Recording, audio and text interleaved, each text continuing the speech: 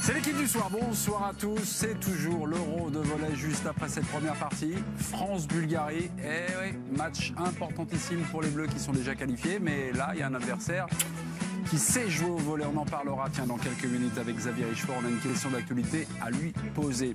Sondage du soir, il est très simple puisque la Ligue des Champions revient demain, 2 clubs français sont en piste demain, Lyon face au Zénith, Ajax-Lille. Alors combien de victoires françaises demain en Ligue des Champions? Lyon, Lille, donc c'est 2, 1 ou 0. On fait le tour du propriétaire, le président du lundi est le président Gervais Martel.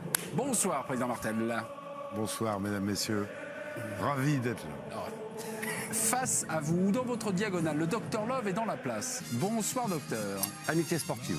Ça va docteur? Ouais, c'est la bonne caméra. C'est super. Pour l'instant c'est bien. C'est bien pour ouais, c'est bien, c'est bien. Giovanni Castaldi est là. Bonsoir. Le petit blond. Alors, vous êtes de passage, Joe. Bonsoir. Oui. Oui, parce que dans la deuxième partie, c'est Dominique Sévrac qui vous remplace. J'ai déçu la semaine dernière, du coup, je fais qu'une partie. Voilà, c'est ça. Voilà. C'est les règles. Dominique Sévrac, c'est le nouveau Giroud, quoi. Ouais. Il faut le... Sympa pour lui. Sympa pour lui. Il faut le ménager. Et Philippe Sanfourche, le Bikers, est là. Regardez.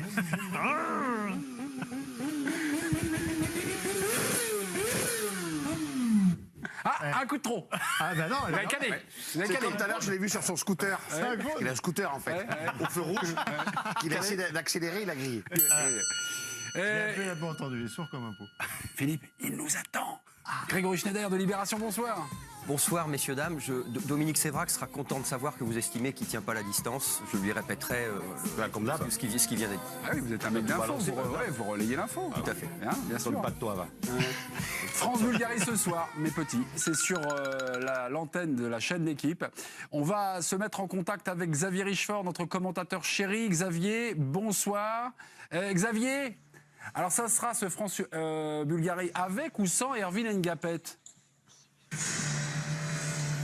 Mais vous avez toujours les bonnes questions, c'est remarquable. Qu'est-ce que vous préparez bien vos émissions? Eh bien, moi, j'ai pas la réponse, voyez-vous. On aura peut-être un élément de réponse. On sait qu'Erwin Ngapet va mieux, qu'il a repris l'entraînement quasiment normalement. Hier, à l'échauffement face au Portugal, il a tapé quelques ballons au-dessus du filet. C'est comme il a une douleur intercostale, c'est ce qui le gênait. Hein. Vous savez, se déplier pour frapper. Là, tous les feux semblent au vert. Maintenant, on aura une première indication. Gélia, il y a des gens qui bossent là. Mais qui est bête, qu'est-ce que je disais? On aura une première indication sur la couleur de son maillot. Parce que vous savez, le poste de libéraux, le joueur qui joue libéraux joue avec un maillot de couleur différente. Jusqu'à maintenant, face au Portugal, face à la Grèce, face à la Roumanie, il avait ce maillot de deuxième libéraux. Si ce soir, comme les joueurs semblent avoir pris leur maillot blanc, Erwin Ngapet porte son maillot blanc, ça pourrait être bon signe et peut-être que Laurent Tilly voudra le faire rentrer doucement dans l'Euro pendant ce match face à la Bulgarie qui est la première grosse échéance et puis après face à l'Italie qui est le gros morceau du groupe. Donc maillot blanc, il jouerait éventuellement. Merci Xavier. Arrêtez d'engueuler les volleyeurs français là, vous leur mettez la pression. Merci beaucoup mon cher Zaza. Oui, mais enfin, eux ils jouent au ballon, nous on travaille quoi. Oui c'est vrai, oui pardon. Vous avez le sens des priorités. Comme dit Philippe. Merci Xavier, bonne soirée. Oui, qu'est-ce qui se passe? Il faut un foot là. Oui, il faut un petit foot. Oui, mais de toute façon, ça nous rappelle nos cours de PS. Quand on avait les ballons de volley, là, on jouait au foot, on se faisait engueuler par le prof. Je dois dire que quand on prépare un France-Bulgarie... Oui. Non, mais là, vous ramenez tout au foot. Neymar, retour gagnant, samedi contre Strasbourg, donc au Parc des Princes, 92e minute. Neymar, pour son retour, a marqué un but d'anthologie. On le revoit.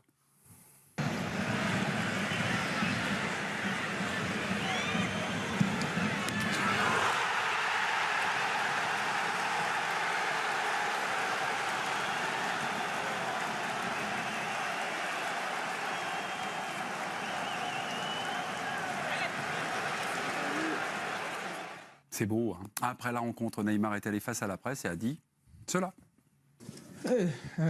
Je suis très tranquille. On sait tous ce qu'il s'est passé. Je comprends que ce soit très difficile pour les supporters, mais à partir de maintenant, je suis un joueur du PSG. Je n'ai aucun souci avec les supporters. Neymar a mis les choses au clair. Neymar a-t-il fait le plus dur? À cette question, 4 chroniqueurs ne sont pas d'accord. Et on attaque directement par un super duel. Il y a l'équipe des oui. Castaldi, Sévrac, Lyons. Non, Castaldi, évidemment. Giovanni et Bernard Lens, vous avez répondu oui. Je suis taquin, je suis comme Bernard. Ah là là. Et qui commence, le jeune ou l'expérimenté? Place à la jeunesse. Non, d'accord, très bien. Bernard. Giovanni, Encore vous avez faire la ses main. preuves. Non, Schneider sans fourche. Qui commence? Le Bikers? Le biker. Le Bikers. Ok, Philippe, vous contrerez Giovanni. Alors, Neymar a-t-il fait le plus dur? Oui, Giovanni, on vous écoute. 30 secondes, un peu plus, un peu moins, on vous écoute. Alors à mon sens, il a fait le plus dur pour la simple et bonne raison que le collectif Ultra Paris, à savoir la frange vraiment qui était énervée contre Neymar des supporters parisiens, a dit que désormais il y aurait place à l'indifférence. Donc déjà il n'aura plus à faire face à un public hostile et qu'ensuite là où Neymar brille, c'est le terrain et que ça soit dans le positif ou dans le négatif, il a toujours joué de la même manière, il a toujours été indifférent, il a récupéré le terrain, c'est là où il est le meilleur, donc ça va aller. Non, Philippe Sansfourche, il n'a pas fait le plus dur. Non, je crois que la plaie, elle est béante et la défiance, elle est énorme des deux côtés. On a vu des banderoles qui insultent le papa de Neymar. Sans ses dirigeants, parce qu'il est fondé ou pas d'avoir une certaine rancune envers eux, puisqu'il doit avoir les convictions qu'il a été bloqué. Sans ses partenaires, sans doute pas, mais enfin, à part Verratti, personne n'a pris position pour lui durant les 2 derniers mois. Et je pense que dans un sport comme le football, être seul est presque un handicap fatal. Merci. 6 centièmes de seconde. Bernard ou Giovanni? Formidable, Neymar. C'était en 5 centièmes. Qui vous a convaincu? Giovanni Castaldi et Bernard Lens qui ont répondu oui à cette question. Neymar a-t-il fait le plus dur? Non, non, non, ils ont répondu non. Le tandem Philippe Sansfourche et Grégory Schneider. Compte Twitter, le président est là, Gervais Martel. Vous votez pour qui? Je vote pour Giovanni et Bernard, sans aucune hésitation. Ah oui? Je pense qu'il a fait le plus dur. Avec un peu d'expérience, messieurs, excusez-moi. En tant que président, j'ai vécu des moments aussi qui ont été forts avec des joueurs. Une petite anecdote, il ne m'en voudra pas, Pascal. C'est resté un très bon... Pascal Nouma? Pascal Nouma, évidemment, qui a montré ses fesses aux supporters de Bollard à un moment, et qui ensuite était adulé par Bollard.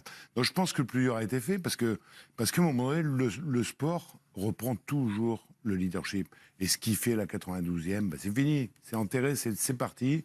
Un grand Neymar, j'espère, avec un grand Paris cette année pour tout le monde. La parole est à Grégory et à Philippe, puisque vous avez été déjugés par votre président. Non, mais Aucun souci. Merci. Est-ce qu'on peut comparer Nouma à Neymar? Est-ce qu'il y a des choses qui sont, il y a un parallèle qui peut s'établir, ou est-ce qu'on peut prendre sa J'ai pas voulu distance? comparer. Le fait que l'enthousiasme du foot et que le talent puisse faire retourner des situations, d'ailleurs je l'espère, si ça peut se terminer comme ça, quand on aime le sport, qu'on aime le foot, on ne peut que rêver de cela. Je dis simplement que ça va être plus long que l'histoire d'un match. Quand on dit il a fait le plus dur parce qu'il met une reprise à la 92e contre Strasbourg, Philippe, si je peux me permettre. Permets-toi. Tu as en retard d'une guerre. Parce que toi, tu as l'impression qu'il va se rabibocher avec la frange la plus dure des supporters du Paris Saint-Germain. Mais bien sûr que non. Je pense que vous êtes d'accord. Le divorce. Non, parce qu'il dit il va falloir qu'il arrive à reconquérir les cœurs, etc. Je pense qu'avec une frange du Paris Saint-Germain, le divorce, il est consommé. On n'en est plus là. Aujourd'hui, ce qu'il faut, c'est que Neymar, il redevienne le joueur au-dessus de tout le monde, qui est capable de te faire gagner un match et te faire gagner et t'amener loin en Ligue des Champions. C'est ça. Aujourd'hui, on n'est plus là dans cette histoire de divorce. Donc Neymar, il n'a pas fait le plus dur. Ça veut dire qu'il faut qu'il fasse... Il va pas pouvoir jouer contre le Real. Il a prouvé. Il a prouvé contre Strasbourg. C'est vrai qu'il est venu pour... Grégory, votre allié. Écoutez, Grégory. On m'explique que le sport de haut niveau tient maintenant quasi à rien. C'est-à-dire qu'il faut savoir manipuler un peu la presse, il faut faire les bonnes déclarations, il faut avoir la bonne image, c'est les fameux gains marginaux. Il faut prolonger quelqu'un que tu sais devoir virer, mais pour lui donner un confort psychologique. Donc c'est très complexe. Non mais on m'explique. Je vais finir. On m'explique que ça se joue sur des toutes petites choses. Là, c'est comme si on avait mis un éléphant au milieu de la pièce qui avait tout rasé. Je veux dire, c'est un truc énorme ce qui s'est passé. C'est un truc dans le vestiaire, c'est un truc pour l'image, c'est un truc entre le joueur et son employeur, c'est un truc entre les coéquipiers. Tu vas pas me sortir le truc du le groupe dit, le groupe pense, j'en sais rien. le groupe machin. Le groupe, il n'en a rien à faire. Ce qu'il veut, le groupe, je suis pas sous contrôle de Gervais, il veut avoir un joueur qui te fait gagner les matchs et toucher les primes. Basta cause. Je me permets. Ne parle pas du vestiaire qui... On me fait pas dire ce que j'ai pas dit. Si. Je ne sais pas, moi, ce que eux pensent de Neymar et ce que Neymar pense des mecs. Je n'en sais rien. Il faut être journalistique, j'en sais rien.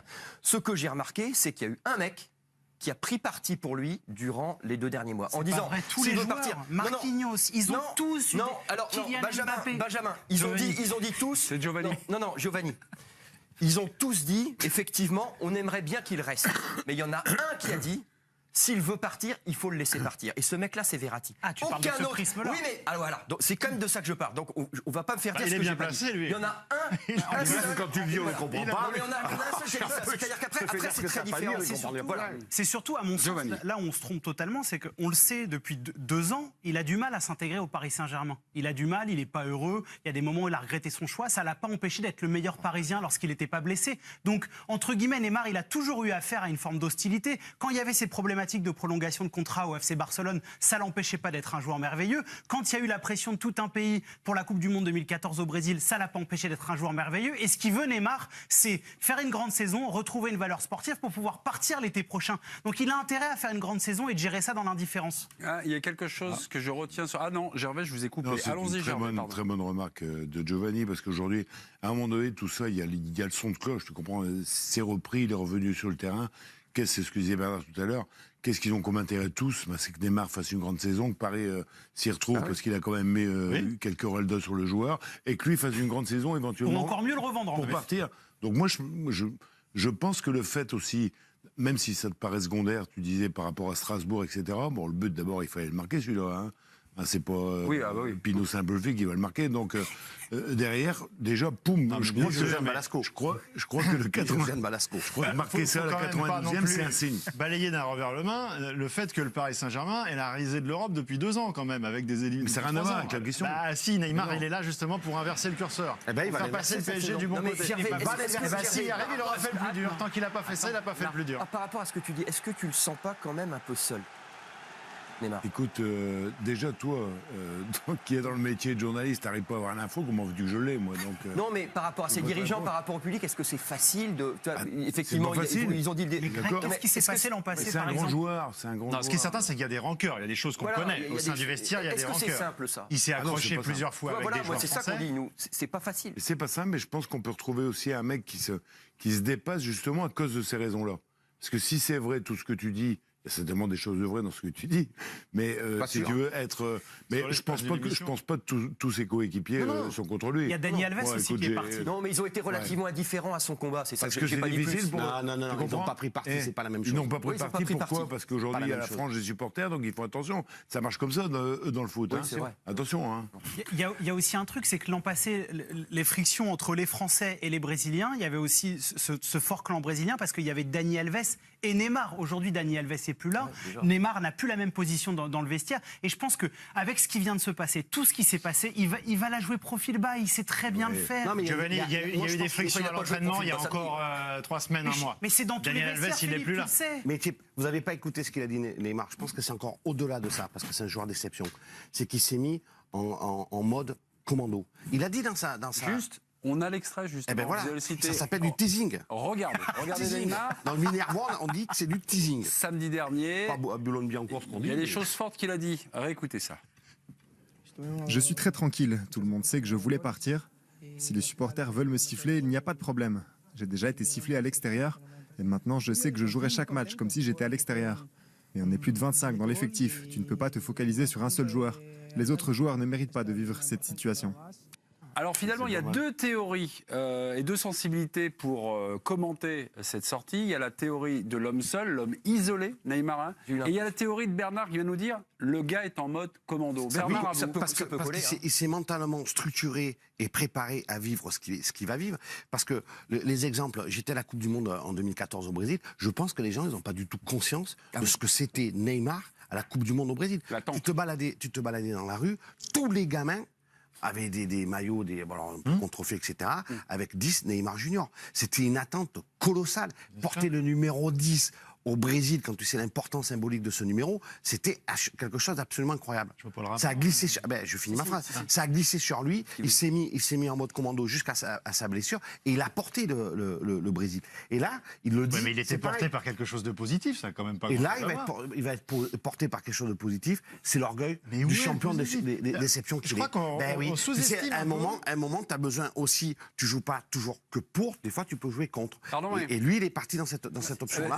Mentalement, c'est structuré. Si Neymar redevient le grand Neymar, est-ce que les résultats sportifs vont permettre d'inverser la tendance. C'est-à-dire pas forcément les gens du collectif Ultra Paris, de regagner un peu le cœur des Parisiens. Je mets le cul à part. Non, mais moi je mets le cul à part. Non, il y a le supporter lambda. Moi, je discute d'ailleurs avec des supporters du Paris Saint-Germain qui sont pas ultra, qui appartiennent pas. Les gens qui aiment le Paris Saint-Germain, qui se sentent, et je les comprends, floués, trahis par Neymar. Et c'est pas une question d'être ultra ou pas ultra. C'est juste une question de ressenti. Et ces gens-là, ils se rabibocheront jamais avec Neymar. Regardez ce qui s'est passé déjà après. Non, mais déjà ce qui s'est passé après le but. Déjà. On passe au début du stade où il n'y avait pas que le collectif Ultra qui sifflait Neymar.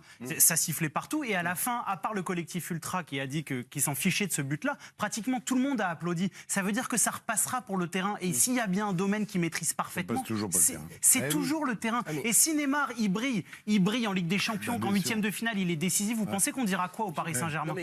Par exemple, ça prendra sur le sportif, j'entends ce qui est dit. Vicage Dorasso, on discutait avec Vicage Dorasso ce matin. Il a eu l'impression. Non, mais je vais pas m'attribuer moi quelque chose que lui il dit. Il dit, il a eu l'impression en première mi-temps que ses coéquipiers voulaient éviter de lui passer le ballon. Alors non pas par animosité, mais parce que la bordée de sifflets qui tombait, il voulait le lui éviter. C'est-à-dire qu'il y a une espèce... Enfin, en tout cas, il dit normalement Neymar, dès qu'il est dans le champ visuel d'un mec... Les sifflets, c'est Greg. Donc il n'est pas si seul. Donc il n'est pas si seul. D'une certaine façon... qu'il est formé. On peut penser ça, mais ce que je veux dire, c'est que le terrain n'est pas étanche à ce qui se passe autour. Le terrain n'est pas étanche. On peut toujours penser que oui, mais la prestation du Paris Saint-Germain face à Strasbourg, c'est un des plus mauvais matchs. Et ça fait un mois qu'ils ont la tête dans le c'est la faute de Neymar. C'est la faute de l'environnement et de. Mais c'est Tourelle, ça. Donc ce ne sont pas des joueurs de haut niveau. Ils ne peuvent pas faire abstraction. Non, mais là, c'est lourd, Bernard, à porter. C'est lourd. C'est difficile. Ça fait depuis Manchester qu'ils ne mettent pas un pied devant l'autre. Ça n'a rien à voir avec Neymar. On est dans la continuité de ce qu'on. Je suis désolé, moi, depuis Manchester, il s'est passé des trucs pas terribles. Et je ne pense pas que ça soit à cause de Neymar. Le fautif, c'est quand même Thomas Tuchel. Et c'est lui qui doit assumer ses responsabilités par rapport à ça. On va revoir le but inscrit par Neymar, donc à la 92e minute Paris-Strasbourg. Est-ce que c'est un but déjà de légende? Alors. Ah, bah oui. Par définition, oui. Vu le moment où il tombe, le contexte, le but, lui, en soi. Le scénario, c'est exceptionnel. Voilà, non, en plus, c'est-à-dire que si tu veux l'écrire, tu peux pas inventer ce truc-là. C'est génial. Dernière minute, Paris qui met pas un pied devant l'autre et il arrive en face d'Auteuil, parce que c'est en face d'Auteuil. Il y a le cube juste derrière et il met un retourné. C'est merveilleux. Il y a que des gamins de légende qui font ça. C'est un but de déception pour un joueur déception. Voilà. C'est là où je dis qu'il a fait le plus dur, parce que j'insiste là-dessus. Mais quand même, quand tu te blesses 2 fois au même endroit, et c'est des blessures qui sont graves, tu peux légitimement avoir un doute sur sa capacité à revenir au plus haut niveau. Et je ne parle pas il a levé le doute, sur motivité. Eh bien, écoute, quand il a joué contre le Brésil, il a été décisif, c'est-à-dire il est redevenu le joueur qu'il était. Et contre le Paris Saint-Germain, excuse-moi, c'est pas ton ami gay qui a pillé le match, c'est l'ami Neymar que tu détestes et que tu honnis. Mais c'est comme ça. Non, c'est l'histoire. Vous savez bien que c'est les techniques de Bernard. C'est pour vous faire plonger. C'est à l'ancienne. Mais il n'a pas pris son maillot. Ce que je veux dire, c'est que les doutes qui pèsent sur l'avenir de Neymar, c'est pas sur sa capacité à retrouver une qualité technique et le fait que ce soit un grand joueur. Ah bon? C'est physiquement. C'est la crainte sur la rechute. Est-ce que ce joueur n'est pas touché de manière durable, et est-ce que la rechute n'est pas plane au-dessus de sa tête? Il a fait le plus dur parce qu'il a pas rechuté. Conclusion, Grégory Schneider. Par rapport à ce que dit Bernard, parce qu'il a parlé du mondial au Brésil, et c'est vrai que moi j'y étais aussi, je n'ai jamais vu un mec supporter la pression qu'il a supportée durant la compétition. Mais comme a dit Giovanni, il était porté par une émission positive. Et rien ne dit qu'un mec qui... Au Brésil, c'était une... Non mais rien ne dit qu'un mec... Pas demander à Thiago Silva, rien ne dit qu'un mec qui sait se servir d'une émotion positive, c'est aussi se servir d'une émotion négative. Le résultat de ce super duel est attendu fiévreusement par 4 chroniqueurs dans l'équipe du soir. On y va. Qui gagne? Est-ce Bernard et Giovanni? C'est le biker. Mais là, la question ne se pose pas. C'est sûr que c'est... Ben oui, c'est évident. Un commentaire mais non, c'est évident. Là, de l'affect. Ben bien sûr. L'important, c'est que Gervais nous ait déclaré vainqueur. Mais moi, je fais ce débat, je sais que je l'ai perdu. C'est la loi de la démocratie. Mais non, mais vous ne partez pas perdant, Bernard. Je pars pas perdant, je pars avec celui qui a perdu. Mais surtout, vous ne partez pas. On marque une pause entre Bernard et ses amis dans quelques minutes. Jardim viré, épisode 2. C'est à mettre encore. Comme il a des arguments. Bernard, quand je fais mes lancements, regardez. On se tait, Bernard. Avec 2 glaçons. Merci beaucoup. La pause et juste après, on retrouve tonton Bernard à l'apéro. Allez, à tout de suite. Les petits, on est dans la deuxième partie de cette première partie. Vous me suivez, il me suit. Grégory Schneider est en train de parler pendant que je parle. Et un avertissement pour Grégory Schneider. Ça, c'est une émotion positive. Ça, vous l'avez prise. Giovanni Castaldi fera uniquement cette première partie. Il sera remplacé en deuxième mi-temps par Dominique Sévrac. Ils sont titulaires d'entrée, comme dirait l'autre. Philippe Sansfourche, Bernard Lyons et le président Gervais Martel. Jardim viré, épisode 2. Encore une déconvenue et un gadin hier pour l'AS Monaco. La saison dernière, Léo Jardim avait été remercié le 11 octobre lors de la deuxième trêve internationale. Monaco comptait 6 points en 9 journées. Pour l'instant, Monaco est dans les clous, puisque Monaco en 5 journées ne compte que 2 points. La trêve, c'est la 9e journée. On vous a mis le calendrier là. Calendrier à venir de Monaco. Reims-Monaco le week-end prochain. Le derby Monaco-Nice, Monaco-Brest et Montpellier-Monaco. Alors, Leonardo Jardim limogé dans 4 matchs. Qui prend le pari ? Non, moi je pense pas. Oh, moi, on me dit habillage à l'américaine. Non. Vous ne pensez pas. Greg Schneider. Ça peut aller vite. Ça peut aller vite. Non, ça veut dire plutôt oui. Vous prendriez le pari. Je ne peux pas envoyer un entraîneur au chômage, moi. Ça va, il peut tenir là, le chômage. Oui, c'est vrai. Philippe. Si je dois mettre une pièce aujourd'hui, je ne la mets pas sur lui. Non, pas sur lui. N'importe qui d'autre. Ok. Bernard. Plutôt oui. Ouais, plutôt oui. Et enfin. Oui. Oui. Gervais, oui. Vous demandez le conseil de Bernard Lyons ou vous commencez? Bernard ou Gervais? Allez. Mon petit Bernard. Bernard. Allez, Bernard. Oui, parce que le pacte de Ploufragan a vécu. Quand il est revenu je m'explique, quand il est revenu au mois de janvier, il avait réuni ses joueurs à Ploufragan la veille de la demi-finale de la Coupe de la Ligue à Guingamp. Et il s'était dit, voilà, ce qu'on va faire, c'est qu'on va remonter au classement le plus haut possible et on va finir dans les meilleures places. Et ça a duré ce que ça a duré, c'est-à-dire un mois et demi. Et après Monaco, avec quand même un effectif largement renforcé l'hiver, et pas par n'importe qui, avec vraiment des joueurs de haut niveau, les résultats sont de nouveau délités. Jardim a de nouveau perdu la main, comme il avait perdu la main au début de la saison, et qu'à la fin de l'été, il est reparti avec un autre effectif, parce que là aussi, il a quand même des Ben Yedder, des Slimani, et tu t'aperçois qu'il n'y a rien de changé. Rien n'a changé. Et que donc, à un moment, je m'en excuse, mais il y a cette espèce de stéréotype. Non, je finis juste en 3 secondes. Le stéréotype de t'as été un grand entraîneur, tu restes un grand entraîneur à vie. Ben non. Exemple Mourinho. Mes petits, vous le contrez, Bernard, vous n'êtes pas d'accord? Moi, j'y crois pas pour la simple et bonne raison qu'il a eu ses recrues très tardivement. Donc déjà, il va falloir les intégrer. On parle de Slimani, Ben Yedder. Là, Ben Yedder, il s'est répété. La défense, il l'a eu très tard. Bakayoko, il est arrivé très tardivement. Adrien Silva, oui, mais non, pas comme tout le monde, c'est pas vrai. Il y a des mercatos qui ont été terminés plus tôt que celui de l'AS Monaco. Paris Saint-Germain, ils avaient la moitié du mercato bouclé en début d'année. Et surtout, moi, dans le contenu des matchs de l'AS Monaco, notamment offensivement, moi, je vois du positif. Je vois un retour... Offensivement, oui, je vois un retour à 4-4-2. Golovin, on le retrouve un peu. Slimani, Ben Yedder, c'est encourageant. Gelson Martins, il fait des trucs bien. Effectivement, il y a des problèmes défensifs. Mais là, on est obligé d'attendre de voir ce que va donner ce milieu de terrain. Comment va se comporter Bakayoko. Il y a plein d'interrogations. C'est pas que Jardim le fautif. Gervais Martel, c'est plutôt oui. Vous prendriez le pari? Oui, je prendrais le pari parce qu'aujourd'hui c'est un échec. Bernard l'a très bien souligné. Depuis qu'il est revenu, je vous rappelle que Monaco a failli passer à la trappe. Je ne sais pas si vous avez souvenance, c'était il y a 2 mois quand même. Donc derrière, il y a quand même eu du recrutement qui a été fait. Il y a des joueurs qui sont arrivés. Oui, c'est vrai qu'au niveau offensif, ça peut être intéressant, mais heureusement, parce qu'il n'a pas pris des peintes en bâtiment dans les joueurs côté à côté. Par contre, au niveau de son système de jeu, défensivement, la récupération de balles, l'agressivité, moi, je pense que c'est très moyen, très moyen.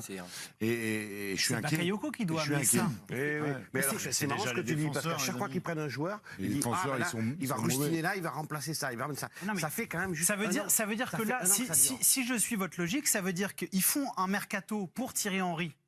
Ils dégagent Thierry Henry après 5-6 matchs. Ouais. Là, ils refont un mercato pour Jardim et ils vont rechanger d'entraîneur. Pourquoi pas? Deux mercato pour Jardim. C'est pas exclu. Oui, mais par rapport à l'histoire du mercato pour... Quand vous voulez savoir... le mercato d'hiver, ils ont tout fait pour Thierry Henry. Il a eu tous les joueurs qu'il voulait. C'est Jardim qui les a eu. Mais non, c'est Jardim qui les a eu. Mais non, Fabregas et tout, ils arrivent sous qui? Fabregas. Je suis désolé. On est à la lisière aussi. On est à la lisière. Lorsque Henry est viré, lorsque le rappel de Jardim, on est aussi pendant le mercato aussi. On est à la lisière.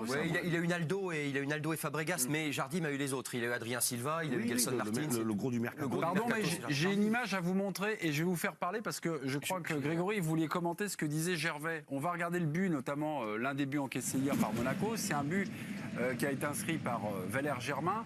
vous allez le voir. Vous allez voir le comportement défensif de cette équipe est lamentable, en dessous de tout. Et le problème, Bernard et Gervais l'ont dit, le problème c'est que c'était un défaut déjà la saison dernière. Grégory, je vous laisse, on va regarder le but de Germain. Grégory, à vous. J'ai en fait, pour répondre à la question, il me semblait important d'avoir le son de cloche d'un mec qui est au stade. Ouais. Parce qu'au stade, qu'est-ce que vous voyez? Vous voyez les efforts, vous voyez les compensations, vous voyez les courses pour le copain, vous voyez tout ce qui est Alors vous avez appelé qui? J'ai appelé Mathieu. Et j'ai appelé donc Mathieu Grégoire qui était hier au Stade Louis II. L'équipe. Et il m'a dit qu'il a vu des trucs hallucinants. C'est-à-dire? C'est-à-dire des mecs qui faisaient pas les 5 mètres. Il y en a vu un, c'est Golovin. Il n'est dit Golovin, il court. Mais il a vu Bakayoko laisser Ballo Touré noyer tout le match. Il m'a dit, j'ai vu des comportements. Et là, on parle pas du niveau, on parle pas de la préparation, on parle pas de l'articulation collective.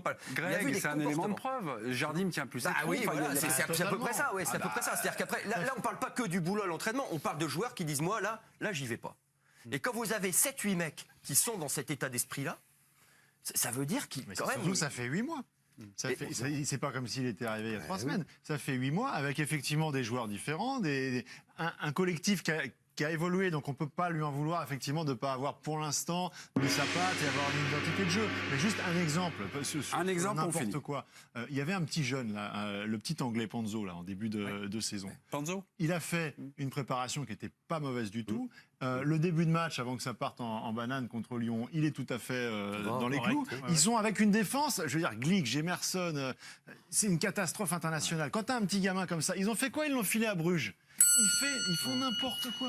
Information express, rapidement, voici quelques infos, à chaque fois la même question. Est-ce une information importante ou secondaire? On va commencer par Zlatan Ibrahimovic cette nuit, auteur d'un triplé avec les Los Angeles Galaxy contre Kansas City. Info importante ou secondaire, mais petit. Importante. Tout ce qui touche à Zlatan. Ouais, important. Important parce qu'il va bientôt avoir 38 ans, je crois, au mois d'octobre. Et il arrive à rester au haut niveau. Alors, je ne dis pas le plus haut niveau, en faire un joueur à la MLS, mais ce qu'il fait, c'est encore remarquable à son âge. Il aura les buts qu'il marque. Ce qui draine, et c'est, comme le dit Philippe Sanfort, c'est Zlatan. Exceptionnel. Wesley Fofana, on va passer au rugby, on laisse Zlatan marquer. Wesley Fofana, forfait pour fait France. Plus de bien à la Ligue 1 que Zlatan Ibrahimovic. Ouais. Quand on dit qu'il faut faire rayonner la Ligue 1 dans le monde, Zlatan Ibrahimovic, il a fait rayonner la Ligue 1. Wesley Fofana, forfait pour France-Argentine le samedi. Platini l'a laissé dans l'obscurité, là où Zidane a laissé dans l'obscurité. Dans le monde moderne, avec Fofana, les médias. Wesley Fofana, vous le faire. Wesley Fofana, forfait pour France-Argentine le samedi. Important, parce qu'il y avait... Non, mais parce qu'ils l'ont pris, en fait, ils l'ont pris dans le groupe. Or, il y avait une énorme hypothèque sur son état physique. Malgré ça, ils ont fait le pari de le prendre. T'as que 4 centres, tu t'amuses pas à prendre un mec qui est un peu tangent. Ils l'ont fait, ils ont pris le pari, ils l'ont perdu, ça part mal. Vakatawa va le remplacer. Alors que ça partait très bien. Alors que ça partait très bien. Si on n'est pas champion du monde de rugby, ça peut rien y comprendre. Troisième info, Evan Fournier met sa médaille de bronze dans ses chaussettes lors de la cérémonie protocolaire de la Coupe du Monde. Les Français ont terminé 3e en battant l'Australie. Sur Twitter, Evan Fournier écrit « On voulait tellement plus ». C'est important. Important. C'est important parce que c'est un message, je pense, pour les JO, pour dire que ce groupe est ambitieux, que malgré ce qu'on a entendu plein de choses en disant ils ont pris le melon après les Américains, eux, ils voulaient la victoire, ils s'en fichaient des Américains, ils voulaient être champions du monde. Et ils envoient un message, et c'est un message positif. Même si c'est un truc de com, évidemment. Ce que tu viens de nous décrire, si c'est pas prendre. Laisse-moi être naïf, Philippe. Je suis encore jeune, j'ai le droit d'être naïf. Dans le sport, je lui souhaite le meilleur. En plus, c'est un garçon adorable. Mais tu sais pas quoi demain est fait. Bien sûr. Peut-être qu'il en aura plus de médailles. Peut-être que. Parce que faut savoir savourer quand tu vas au bout dans une compétition, que tu ramènes quelque chose comme ça. Sur le moment, après que tu te remettes en question. C'est un message pour les gens qui ont osé dire après les Américains, ils se sont reposés. Rapidement, le maître qui prend le bronze sur le 200 mètres, c'est le plus beau jour de sa vie. Tu peux aussi, et je vois pas pourquoi ce serait bien là, et donc tu peux le voir autrement quand même. Vincent Delzesco est allé à la rencontre. Il arrive à mettre quelque chose dedans. Vincent Delzesco est allé à la rencontre d'Evan Fournier aujourd'hui à la sortie de l'aéroport. On y va, on écoute Evan Fournier. Je ne suis pas dans le paraître. Cette médaille, je n'avais pas envie de l'avoir autour du cou, je ne l'ai pas mise autour de mon cou, c'est tout. Déjà que j'ai fait un effort de la mettre pendant 2 secondes. Vous savez, moi je crache pas sur cette médaille. Il ne faut pas l'interpréter comme ça. C'est juste que je dis les choses comme elles sont. On a fini 3e. Je ne vais pas ouvrir du champagne et le verser dans le vestiaire parce que j'ai fini 3e. Areola en veut à Thomas Tuchel. Information dans l'équipe de Damien Degord. Pour Areola, Tuchel l'a lâché lors des derniers jours du mercato. Très important. Très important. Très important parce que ça en dit long sur la mentalité d'Alphonse Areola. C'est-à-dire que c'est de la faute de tout le monde et c'est jamais de sa faute. Il a été dans des conditions que peu de gardiens ont été. Il a eu un super salaire, on l'a prolongé. Il était en position de briller. Il n'a jamais su convaincre au Paris Saint-Germain et il faut peut-être qu'il se remette lui en question. Gervais, je partage. Un problème de clairvoyance aussi, parce que s'il a seulement senti dans les derniers jours du mercato que Thomas Tuchel n'était pas à 200% derrière lui, c'est qu'il est mal conseillé. Vous souriez, mais nous allons regarder Cristiano Ronaldo en larmes ce matin sur la chaîne anglaise ITV à l'évocation de la mort de son papa survenue en 2005. On regarde. Désolé. Qu'est-ce qui vous fait mal quand vous pensez à lui? D'être le numéro 1 sans qu'il puisse le voir. Il n'a jamais vu à quel point vous êtes devenu fantastique. Non.